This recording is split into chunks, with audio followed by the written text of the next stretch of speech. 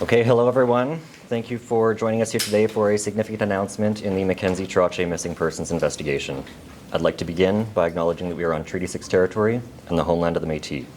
My name is Joshua Grella, spokesperson for the Saskatoon Police Service. With me today, I have Chief Cameron McBride, Staff Sergeant Corey Lenius, forensic anthropologist Dr. Ernie Walker, and members of the Trottier family. Paul, we know that being here isn't easy, so thank you. Chief McBride will begin with details of the announcement that we've gathered you here for today. This will be followed by remarks from Staff Sergeant Lenius, Dr. Walker, and Mr. Trottier. The spelling and titles of those speaking today was included in your media invitation. We'll now ask Chief McBride to come forward.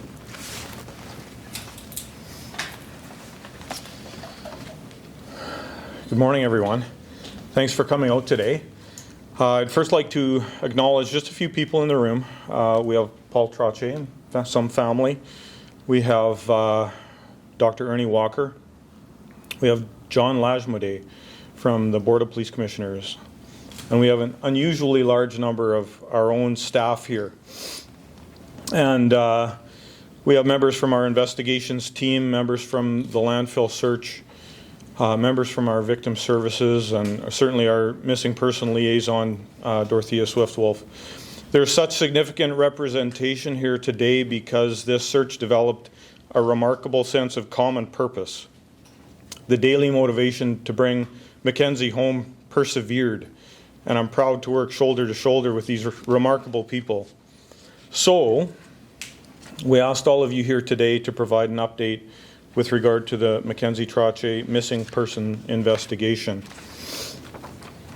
Last week, the Saskatoon Police Service concluded its search of the City of Saskatoon landfill following the recovery of human remains. For 93 days, police and purpose-trained dogs methodically searched a calculated area of the landfill for evidence relevant to the Mackenzie Trottier missing person investigation. On July 30th, members of the Public Safety Unit searched the landfill and made a partial recovery of human remains. Following a continued search, on August the 1st, a full recovery of human remains was made.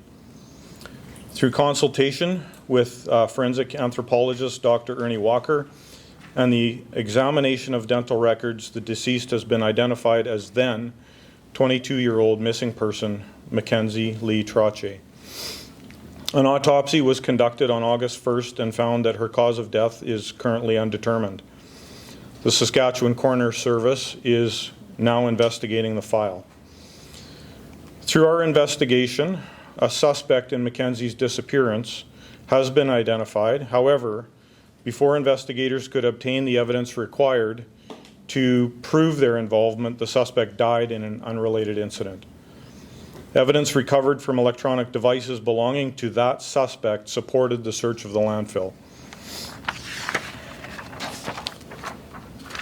On behalf of all members of the Saskatoon Police Service, I extend our sincerest condolences to the Trottier family. Thank them for their trust and their patience and their participation throughout this deeply difficult process. Thank you. Thank you, Chief. We'll now have Corey Lenius come forward.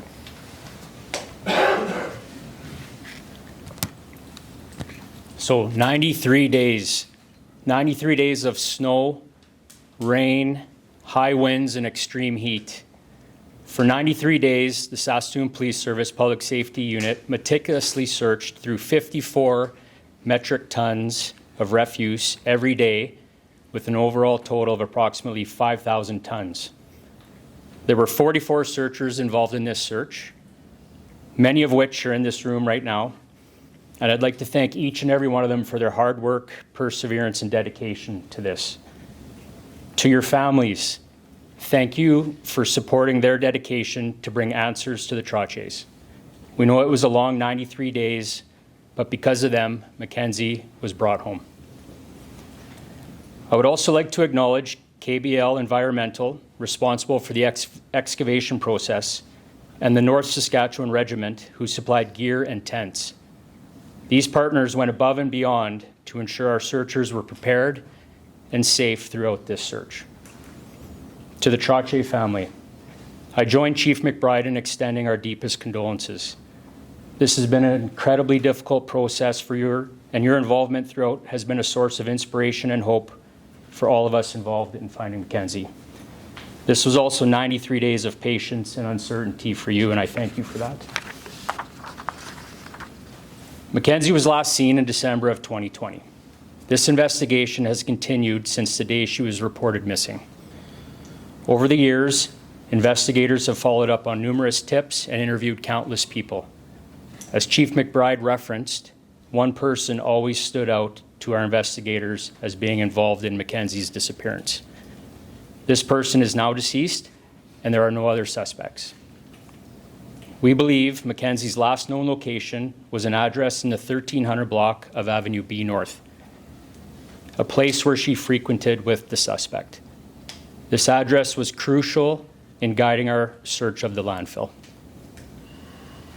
In December of 2023, a warrant was authorized to search the suspect's phone data. Through this search, investigators determined that there was a high likelihood that Mackenzie was in the Saskatoon landfill. We contacted Teresa Dyer, an operations assistant for fleet services with the City of Saskatoon, who was instrumental in helping us determine the GPS coordinates of the truck that picked up the bins from the 1300 block of Avenue B North and where they might have been unloaded in the landfill. From there, a coordinated search operation was launched involving the City of Saskatoon engineers, the Saskatoon Police Service Public Safety Unit, the Calgary Police Service, the RCMP, and Dr. Ernie Walker. The search was challenging due to the vast area and the conditions within the landfill. However, the team remained committed and focused throughout the entire process. The investigation into Mackenzie's disappearance is now concluded. I again would like to thank the Trottier family for their incredible support throughout this investigation. When we broke the news to the family, we said that we are incredibly happy we found Mackenzie, but also incredibly sad that this was the outcome. And Paul looked at Matt and I and said, well, that's the dichotomy of being a cop. And Paul, I thank you for that understanding. Thank you. Thank you, Staff Sergeant Lenius. We'll now have Dr. Walker come forward with some remarks. Good morning, everyone. I thought about this long and hard. I want to talk a bit more about process this morning in 4 phases. As has been mentioned, the original investigative direction came from electronic sources, not informants or anything like that. Detective Sergeant Joel Bautista, who originally called me about this, and remember we had searched other venues, even outside of Saskatoon previously, about how to mount a search in the Saskatoon landfill. It wasn't my first time, and I knew how difficult this was going to be. As has been said, that data came from a cell phone and was pointing to a particular location in the landfill, which from my experience is always a little bit dicey. So your search is only as good as the investigative data that you have to start with. It's not a free-for-all. That leads us to the logistical phase. When you mount something like this, it is really complex to get all the facilities, all of your manpower, all of the safety precautions and security. It certainly is not easy. Yes, we did have data on where the trucks that picked up trash on the 1300 block of Avenue B North dumped those loads. But in actual fact, they don't stay where the load was dumped. Heavy equipment moves that trash an unknown distance to try to even it out.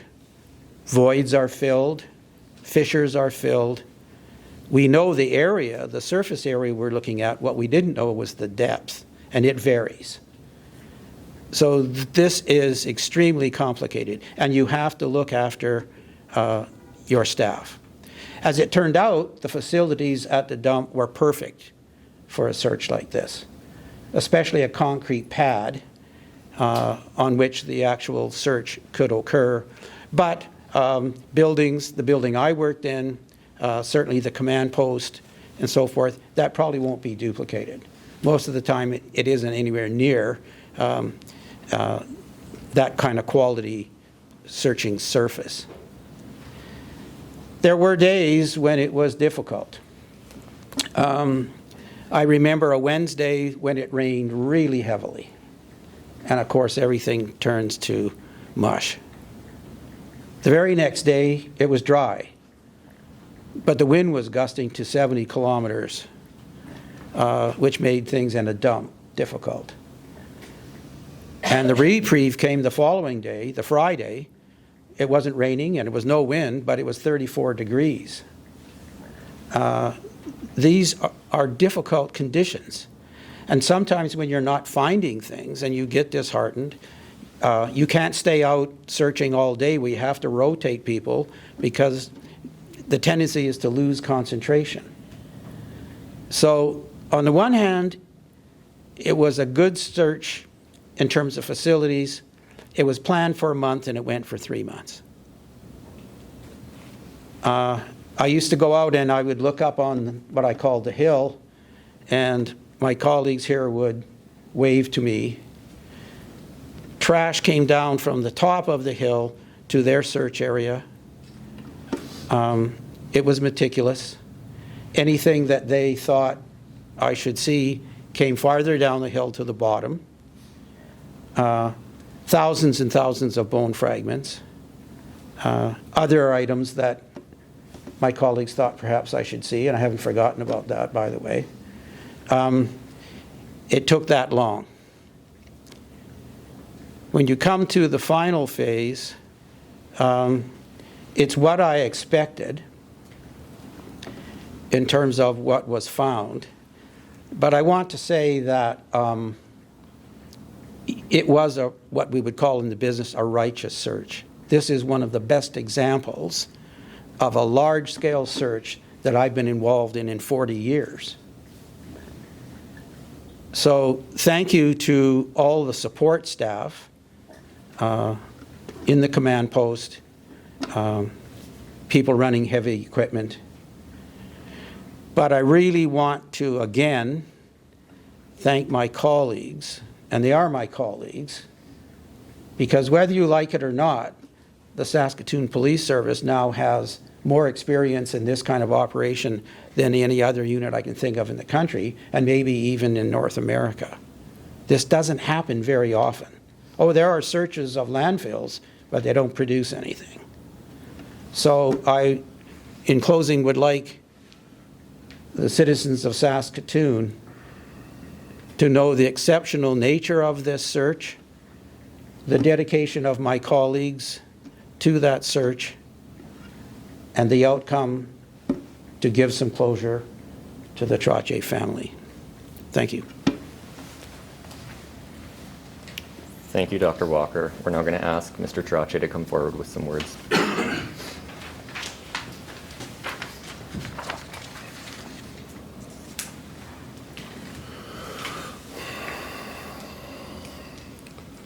This is a difficult time, but our family wanted to take time to personally thank our community who supported us over the past 3.5 years.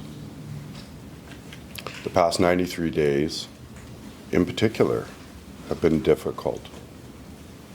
But today, we have the answers we were searching for. The RCMP, MMIW community, Métis Nation Saskatchewan, FSIN, the City of Saskatoon, the Saskatoon City Police have all been incredible during this process. We wanted to acknowledge the 2 chiefs of police that were invested in the process, past Chief Troy Cooper and Chief Cam McBride, who enabled a very special team of the major crime unit who pursued answers without hesitation. Thank you, Joel, Matt, and Corey, and Dr. Ernie Walker. Our family would not be where we are without our community. Our MMIW family, Victim Services, Dorothea Swift-Wolf, and our friends and family, you have been the fabric that has held us together. You are forever etched in our hearts. Today we have our answers. Mackenzie is home. And thank you, everyone, for that. Thank you.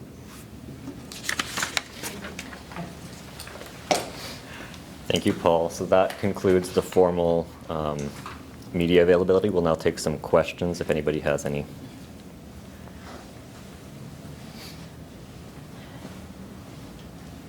Initially, the cost was $20,000 for the 33 days of the search. I'm just curious what the cost now is estimated to be for the search, and how much land was searched during this investigation?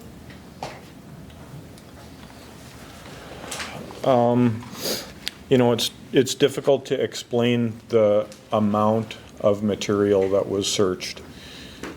Standing in the bottom of the excavation was overwhelming for me to see the magnitude of what was done. So we've made an estimate of tonnage, and of the original estimate was 930 cubic meters of material. Certainly that expanded significantly.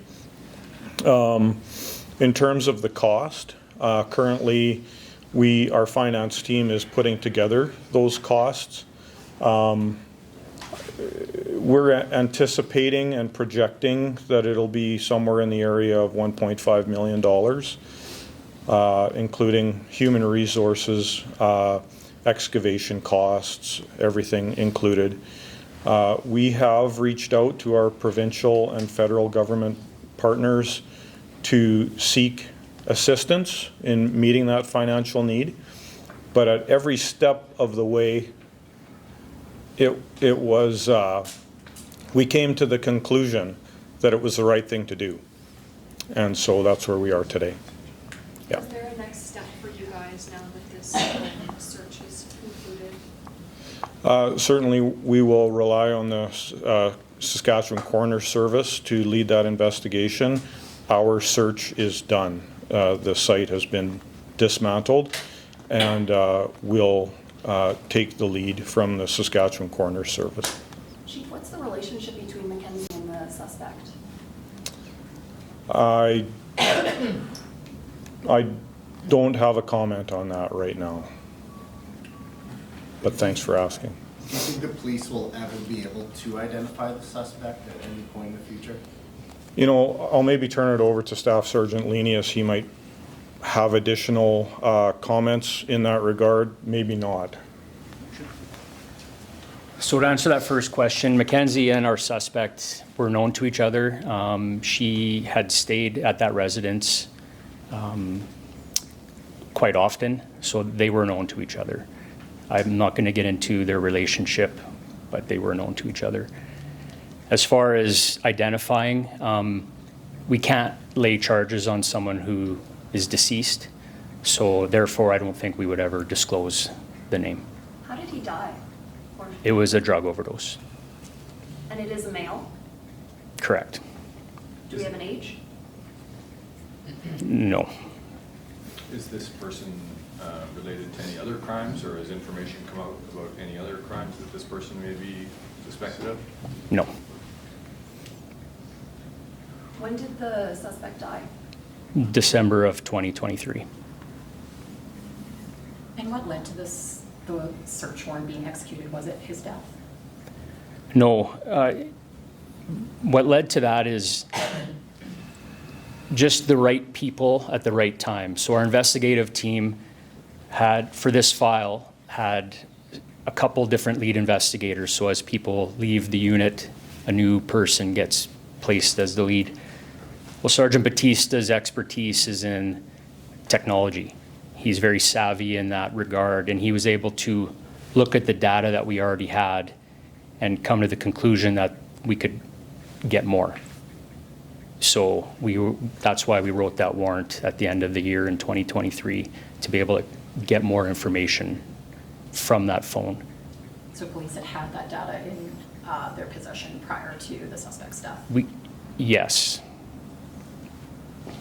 Could Dr. Walker or anyone just elaborate a bit on, I guess, how rare it is for you to get a result like this compared to a lot of other similar searches that you've seen across the country or North America?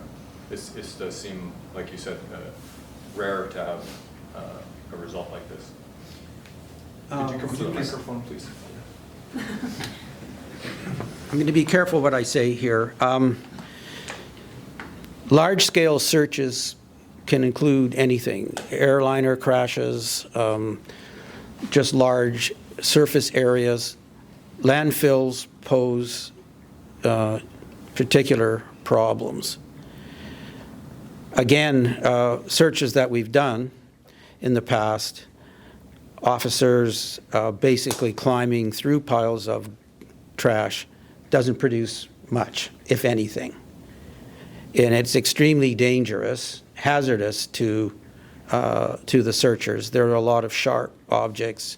You can't maintain focus. You're worried about tripping and falling. They just don't work. The secret here was that Saskatoon tracks its trash so carefully. Those trucks have GPS, and we know where they dump. But as I said, trash does move around. The reason for that is the landfill in Saskatoon is of a finite size, and it's not going to get bigger in terms of aerial extent, so it's going to go higher. And in order to do that, you need to compact the trash so it will hold the weight of whatever's above it. And you do that by tracking how much is going in there on a daily basis. So we did have information where that might be. And that's the key. It's not going in blind.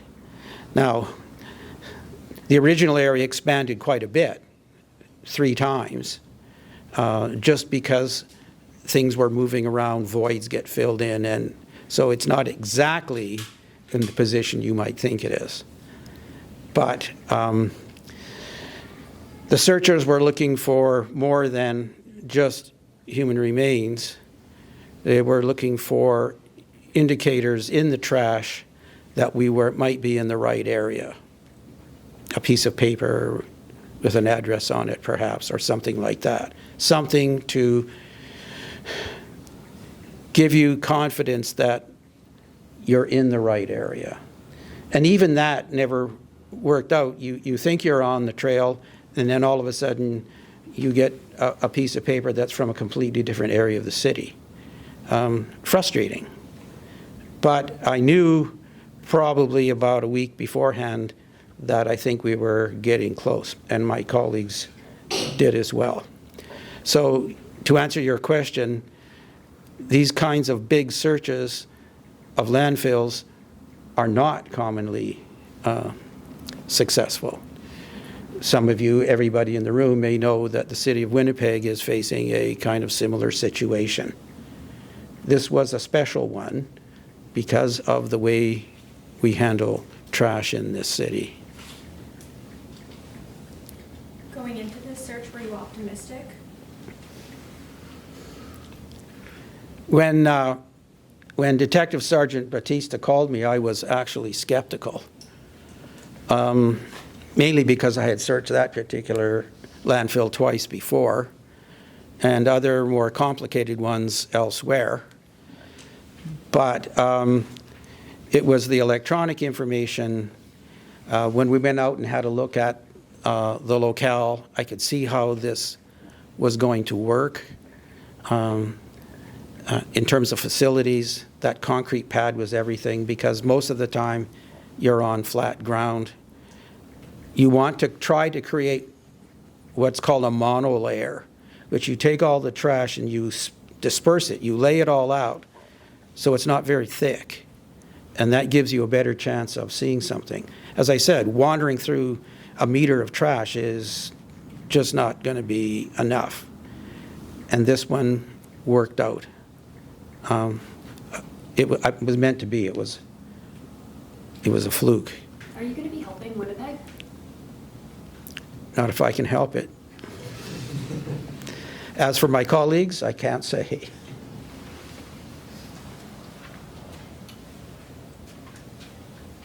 I'm curious about what technology led you to this search. Was it a text message? Like, what was it specifically that said, yes, let's go to the landfill? So once we were able to get to that additional data from the phone, we were able to observe his search engine. So some of the common searches around that time when Mackenzie went missing was, when's the next garbage pickup? We were also able to be 100% sure that he didn't leave his residence at all during that crucial time that she went missing. So that played a huge role.